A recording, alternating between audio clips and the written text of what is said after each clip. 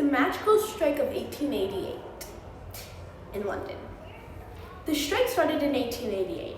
All the workers at Bryan and May had 12 to 14-hour jobs with little pay, and even more pay was deducted for little things including coughing, laughing, or even dropping something. Many had to buy their own supplies. The youngest workers were 9 to 10, but a lot started around 13. Not only that, but right phosphorus tips on the matches caused a disease called phossy jaw, or phosphorus necrosis of the jaw. This caused the jawbone to rot. This then leads to facial disfigurement and sometimes deadly brain damage. This is why on July 2nd, 1888, Sarah Chapman, William Booth, and many others started the Matchgirls 1888 London strike. Many people helped to get fair pay and working conditions for all the girls at Bryan and May. The strike ended July 21st, 1888. After this, Annie Besant made an article in her newspaper entitled The Link. The article was called White Slavery in London, to help acknowledge all the girls working at Bryan and May. The strike ended when the owners of Bryan and May gave in to the demands of the girls and reemployed any who had been fired for an unclear or small reason. Sadly, it was only in 1901 that they stopped using white tips that called phossy jaw. The Matchgirls strike of 1888 was an inspiring story that shaped the world to this day.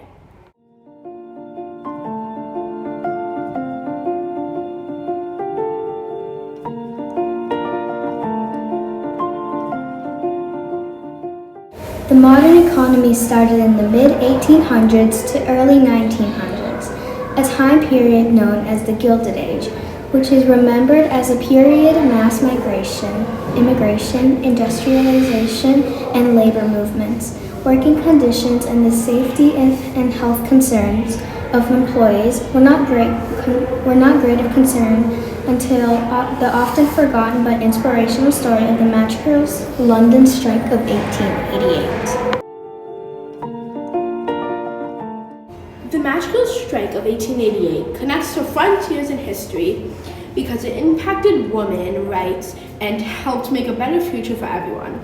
This is true because the owners of the Bryan and May factory were giving the girls hazardous working conditions and soon would realize that their workers would fight back and would give the workers the power they needed to defend themselves. This can and will later on make many other workers in factories protest for better conditions. In the end, Matchgirls' wages were raised and the men who were in charge stopped taking away money. Sadly, it was not until the early 1900s that they stopped using white phosphorus for the tips of the matches. The reason we chose this topic to begin with was because we wanted to show how remarkable the girls were for working there and how they changed the course of history forever. Even though the strike doesn't seem that important, the events that happened throughout that time were very crucial. You may not realize that what happened may have affected your life to this day. This is why the Matchgirls strike of London 1888 was a big frontier in history. Our evidence is a letter or document about a young girl named Ty. This supports her thesis because it shows how when coming in close contact with a white phosphorus, you can get a very deadly disease like Ty in 1895. Also, it shows how unfair the workers were. The only reason she got health care, unlike other workers, was because the press was involved.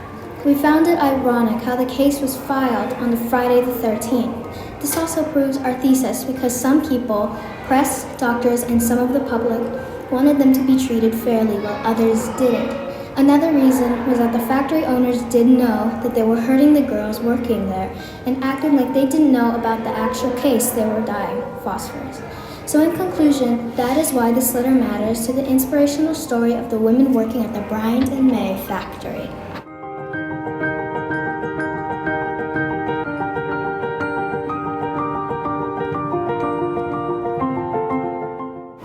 The letter basically said that there was a girl named Ty who got phosphorus poisoning, and she got some medical care, but it wasn't very good.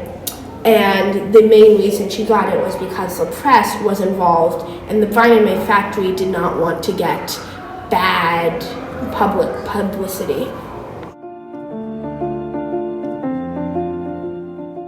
Part of what the news article writes in the paper about the Matchgirls is as follows. The manager says the strike was brought about because of one girl. She was instructed to put the matches in a very specific and different way according to how the machine cut them. She was then punished later for not doing exactly what she was told. Later, the manager lied about overworking them to the public. Another piece of evidence in the article is a variety of explanations has been given for the strike. One version is that the girls were arbitrarily fined for trivial offense. The first summary of text supports our thesis because after the girl was finished being told to put the machine twice as fast, the manager said that this is a normal request. He lied to the public about overworking them even more than they already were. When the second girl refused, she was punished for being ignorant and rebelling. The second summary of a text supports our thesis because it shows how the manager was trying to get the people off of his tail and not to think that he is purposely harming them. His plan was trying to make more money by punishing his obedient workers for very random or small reasons.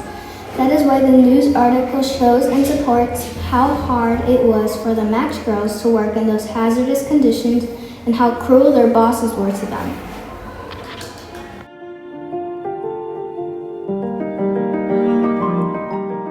While we couldn't find any direct connections to Chicago, Illinois, we found some connections to New York City.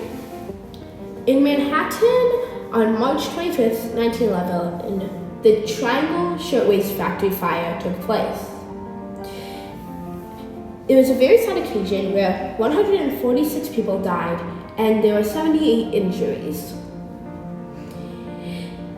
If the Matchgirls had continued without the strike, they could have ended up a lot like the people working at the Triangle Shirtwaist Factory, but instead they got better and healthier working conditions and lived a longer life.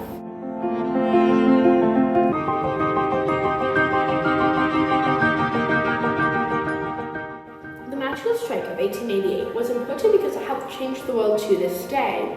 They inspired many people, and if they had continued working in the conditions they were working in, they might have ended up in a situation similar to those at the Triangle Shirtwaist Factory. They stood up to the men so they could get better working conditions and so they could live a longer and healthier life. There were 146 deaths from the Shirtwaist Factory and only around 6 deaths from the Bryant and May Factory. This event in history shows us how strong we can be when we try to change the world. Sarah Chapman, William Booth, along with many others, led the strike, ultimately changing the course of history. Sadly, at the time, their works were greatly unappreciated. Sarah didn't even receive a gravestone when she passed away, but later she received one. The strength and perseverance of the girls shows us all who we can really be.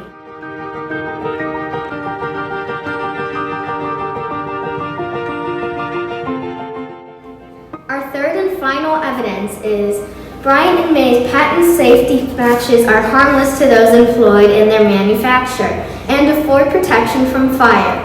That is what a flyer from the Bryant and May factory says, even though we know that this is fake and untrue. A quote from the flyer was, "Support home industries, employ British labor." This shows that the owners of the factory have different morals than they say and are not actually kind or giving or helpful, but as we know now, rude murderers. Another part says 20 prize medals for excellence and quality. When they did actually win these awards, they had to hurt many of their workers to gain money and the medals. These were important because it showed that the owners were hurting or even killing the girls without the public even knowing it.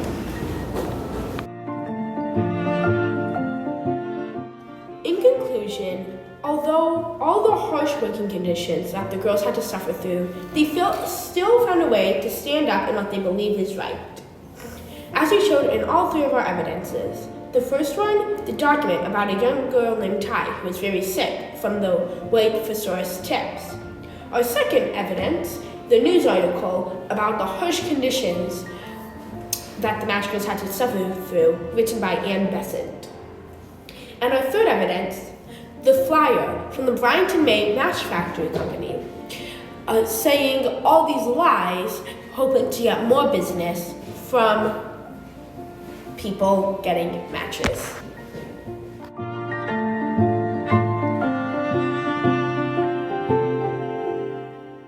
Lately, more people have begun to recognize this event, including the people who made Enola Holmes too.